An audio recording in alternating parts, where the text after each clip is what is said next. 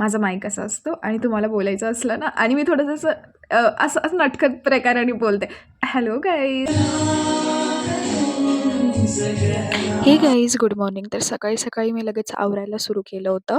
आज दीदीलाही घरी जायचं होतं. बाय द वे उद्या पप्पा पण येणार आहे. मला तुम्हाला हेही सांगायचं होतं, की मागे जे मम्मीचा विषय झालेला, मम्मी आणि मी स्टिल बोलत नाही आहोत. बट मला असं वाटतंय, की मॅटर होणार आहे घरात माझ्या व्लॉगिंगमुळे.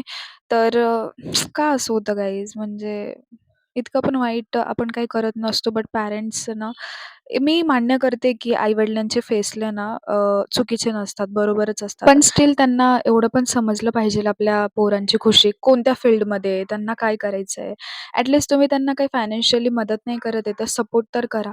मी तरी कुठे काय त्यांना त्रास देते, बट स्टिल ते माझ्या मागे एवढे लागलेले बट असो आता माझ्याकडे काही पर्याय नाहीये चुपचाप त्यांचं ऐकल्याशिवाय आणि मला नक्कीच स्वतःवर विश्वास आहे, की मी एक दिवस लाईफमध्ये सक्सेसफुल होणार आणि माझ्या पॅरेंट्सच्या एक-एक प्रश्नाचं उत्तर त्यांना एकदम प्रूफ सोबत देणार. मी अजिबात असं म्हणणार नाही, की पॅरेंट्सचे निर्णय चुकीचे असतात.